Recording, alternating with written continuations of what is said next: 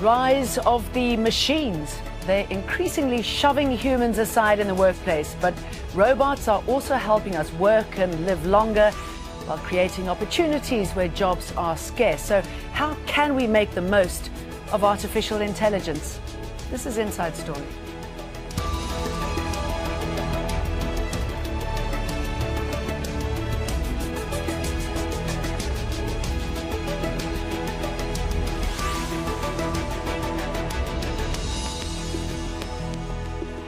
Hello, welcome to the programme. I'm Jane Dutton. They build, cook and clean for us and increasingly work for us. So much so that Oxford University predicts almost half of US jobs will be done by machines and robots within the next 20 years. And then there's the next wave of technology, smarter artificial intelligence and augmented reality. It's a future leaving many people concerned and confused, while others see endless potential. Our guests will help us explore the opportunities shortly. But first, Sahel Rahman reports from Japan on how robots are helping humans earn money into their twilight years. Japan's older community know how to keep active. Even in retirement, they're always on the move. This logistics company employs more than 700 across its sites. Some of its workers, like 57-year-old Kenji Takemura, have a tough job. He's been working here for more than 34 years. Loading and unloading, carrying and bending from containers like these can take its toll. Since 2014, the company has invested in this exoskeleton. It takes the strain off Kenji's main joints and supports him in his tasks. The burden on my legs and back has been lessened by half, and I can do the same work over a long period of time. I hope I can continue for 10 more years. That's what the government would like to see, people working beyond retirement age. The findings of the recent national census suggest Japan's population will fall dramatically over the next few decades. With an aging population and fewer young people to replace them, some academics think finding a fit and capable workforce will become an issue. So we will have a shortage of workforce in the future, and robotics could help us. And I think that the migration policy won't help to replace the shortening of the labor force. So the robotics may be the one way to accommodate that shortage. And it's companies like this that are spearheading research. Exoskeletons like this are not a new invention, but it may be the first time that older people are being considered as the principal users for doing the everyday jobs such as bending, lifting and carrying. The cost of these projects is a secret, but the results are being tested publicly. This robot can, in theory, lift a person of over 89 kilograms. This prototype is being marketed for those who have to walk long distances. Those that work in the countryside or in hilly areas such as forestry workers. It's all about maintaining stamina and strength as well as supporting the body's joints. More people can work with the assist suits. People can continue working longer, and the devices can allow people who do not have enough physical strength to work again. That's what Kenji wants, to continue working beyond his retirement age. Sahil Rahman, Al Jazeera, Nara, Japan.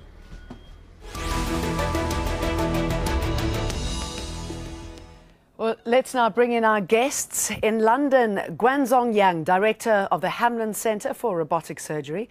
In Sheffield, Noel Sharkey, Professor of Artificial Intelligence and Robotics at the University of Sheffield. And joining us on Skype from Abu Dhabi, Cyrus Hodes, Director and Co-founder of the Artificial Intelligence Initiative at the Harvard Kennedy School of Government. A very warm welcome to all of you. Cyrus Hodes, what exactly is artificial intelligence? Well, that's a great question, actually. People have trouble, even among the spheres of people debating artificial intelligence. No one has a clear definition of what intelligence is to start with. So to get to artificial intelligence, the closest definition is what a human can do, an intelligence can do. But as far as an agreement on what AI is, I haven't heard one from my side. And what is the difference between a robot and artificial intelligence? Is the eventual hope that the two will merge? Well, that's key. I mean, so robotic is one field, and Professor Sharkey is much better positioned than I am to talk about this. Robotic is one field, AI is another field. AI is really the brain behind robotics. So, of course, we have advances in exoskeleton and other robotics elements, but the binding source, the secret source behind it is the exponential advances in AI that we've been witnessing, particularly this past year. Deep learning and machine learning has made a great stride, and we really at an inflection point of where we're getting with AI. And the question that you're asking now are the questions that must be brought to the public debate. And unfortunately, within our policymakers, we don't hear this question that much. We don't have this debate that much. Noel Sharkey, what can you add to that? Well, I would say that AI, I agree with your last speaker. I would say, though, that AI, Marvin Minsky's definition is the one I like from the 1950s, which is it's the science of making machines do things that would require intelligence if they were done by humans. It doesn't mean the machines are intelligent, but it means that the tasks they're doing would require us to be intelligent in order to do them. And that's quite good. And as far as robotics is concerned, the control programs within robots are AI, and AI is really overplayed at the moment. We have AI in our fridges, in our washing machines. In the exoskeleton you were showing has AI to read the neural signals off the thigh and work the control system. So it's quite a confusing literature, and the media don't really help because, and it's not their fault, but they spread this whole idea, which is sort of sci-fi trope of AI and robotics, that doesn't really help us get a clear message across about what it really is. Do you think that's why some people are hostile to the concept of AI? And I'm just wondering what you tell your students who might wonder if there's something lurking behind it that's rather ominous. Yes, I don't see anything ominous in the sense of super intelligence. Well, not yet. The scientific challenges for that are absolutely enormous. And as your previous speaker said, we look as if we're an inflection point. But after 4 decades in the field, I've seen several bits that look like they're an inflection point. And we have deep learning now, which is like the old kind of learning systems I used to work with in the past. But now you've got so much more computing power, etc. But a lot of people are talking about these will have limitations and we just haven't reached them yet. So we don't really know. I don't see anything sinister. My concerns be more about how much control we cede to the machines, whether they're smart or not. What are we giving away that should be done by humans? Okay, we'll talk more about that a little bit later on, but let me bring you in, Guang-Zhong. I mean, obviously the field of artificial intelligence and robotics is so huge. The potential applications are enormous. Talk us through what you see. I know that you oversee many businesses that deal with this. Sure, of course, that we are all familiar with that from the news stories, autonomous cars and the robots helping in manufacturing, unmanned system go to places we cannot go or too dangerous for us to go, and also in healthcare. I think what is really exciting is that, we always thinking the robots can be pre-programmed and they can become intelligent, they can evolve, and ultimately that will fight against human. This is really perhaps that we get too carried away in Hollywood films. And as the previous guests that's saying, there are many unresolved issues. AI is a very complex subject, and what we really want to see is really how human and the robot can work together. So in the most recent development, as you can see, a lot more research projects are directing towards cooperative control. The robot will be able to understand human intention, can work more effectively with the human, can augment the human's capability, not only in mechanical force, but also in memory, in terms of recognition, and also hopefully one day that it will also help our cognitive power. And how do we get to that point? Is it through study of the brain? Is that a major element here? That's one element that we talk about the neural network and so on, deep learning, and these are all originated from our initial studies, try to really understand the human brain and also building an intelligent machine. But I think the process is a long one, that for AI, for instance, that there are many hypes before in what we call the AI winters. So the current caution by the scientists is really that to not overhype it, look at responsibly that how AI is affecting the current workforce. For instance, AI certainly that to make our workforce, the current AI technology certainly make our workforce more efficient. But its ability in terms of cognitive power is nowhere near what we can do with a human. It can remember things very, very well, but the AI cannot still deal with unexpected things. AlphaGo is a great success, and people then start to think AI perhaps can do everything, and the human all of a sudden become inferior race. But it's not like the case for people working in different professions. I mean, Noel, let's talk about they can do all this, a little bit more about AI, robotics in the workforce. That story that Sahel Rahman did in Japan. I mean, it's certainly helping the aging population there. Is that a good thing? Is that sustainable for the population? Yes, I think it is, but I'm a little concerned about it. I think the exoskeletons in Japan are absolutely wonderful. The HAL exosskeleton's been rented out to old people's homes now for about 3 years and really helps people. But I'm a little bit concerned about how much robots are taking over in the workplace. A good example is the new burger bar in California with a robot that can make 40 burgers a minute. Wow, that's extraordinary. And up to 60. And that's really worrying, because if you look at how many jobs there are for people making burgers, college students and people with little education, that's one of the things that will go. And I'm concerned overall about robots not helping the aged to work for longer, which would be very nice. I mean, if you're a builder or something, an exoskeleton would be great. You could work till you were 70. But I suspect that a lot of these jobs will be taken over by robots, creating mass unemployment, and that's a big worry. Yes, because Cyrus, you're hearing about the march on the workforce. If you've got 40% of US jobs will be automated in the next decade, I mean, this is going to be putting a lot of people out of work. That is another enormous problem. Will, but it will also create new jobs that we cannot foresee right now. But each time we had an evolution in technology, a shift, and we are very much at this inflection curve that I was mentioning early on. We transform ourselves, we adapt ourselves, we bring more jobs that respond to this technology, and that will be linked to robotics, that will be linked to AI, and probably the automation that we are seeing right now will alleviate, the mundane tasks that we don't need to have upon us, and get us to more interesting and probably more intellectually challenging tasks. So I mean, you have two stands here.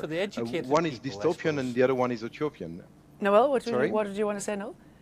I'm just saying, certainly in the past when we talked about computing, people were really worried about job losses, but it actually created a lot more jobs. But the robotics revolution is different. When we talk about taking away mundane tasks, we have a lot of people on this planet who require doing those mundane tasks. Not everybody's highly educated, not everybody can work in the robotics industry, and certainly you'll have people needed to oil the robots and clean them, but not nearly as many as they're likely to replace. For instance, autonomous driving technology, which we're seeing progressing really quickly now.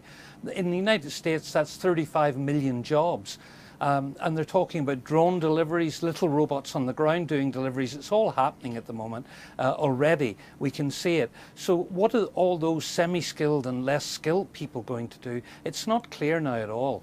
Well, we saw earlier how the Japanese are using robots to help the elderly. Now, let's move to Greece, where young entrepreneurs see technology as a tool for prosperity. Al Jazeera's John Saropoulos has more from Athens. It's a small step for a robot, but a giant step for Greek industry. This prototype is learning to clear obstacles. At full size and loaded with machinery, it'll be as big as a 4-story building, mining the sea floor or laying underwater cable. The Greek company developing these legs for a UK client started out with a robot to inspect submerged oil pipelines. It is now at the cutting edge of underwater robotics. Despite the fact that we are in Greece, we combine expertise that is difficult to locate even globally. So we did this first project. We did a fantastic job there, and they found us again for this second project. Enora's idea is simple: to build on Greece's greatest asset, its human resources, working strictly for overseas clients, where the money is. Even so, there are problems. Enora is the exception. High-tech startups that export the labor of the country's top talent and earn rewards here in Greece are few. Most companies live in the Greek economy, and that is still shrinking. So 28% of them have disappeared, along with 840,000 jobs during the Greek economic crisis. Greece's most powerful business lobby says constant tax rises on workers are making life difficult for employers. The more you raise taxes, the more you increase tax evasion. You discourage business people and investors, and most importantly, you make life harder for employees and executives, because at the end of the day, they are the ones who will pay for tax increases. Greek workers now pay 40% of their wages to the taxman, and with the latest measures, that'll go up to more than half. Greek employers say they can't compete with foreign jobs markets, which lure Greek workers away. Eventually, experts say, even starry-eyed startups, such as this one, will have no choice but to leave. What is clear now is that companies are at the limit of survival. After 6 years of recession, after all this instability and the change in the taxation regime, it's now imperative for them to move outside Greece, otherwise they will just go bankrupt. For now, Enora is trying to create an export industry here, but it may soon outgrow Greece's ability to nurture it. John Psaropoulos, Al Jazeera, Athens. Yang, I'm just wondering how this world can push us to be more entrepreneurial, to take greater risks. In terms of the job force and so on, I think there are many opportunities in robotics. I agree with the point that robots will affect jobs, but I strongly think that it will create more opportunities. That the opportunities for us is really that to make it to be more creative, and also that focusing on how do we make our people's life much better.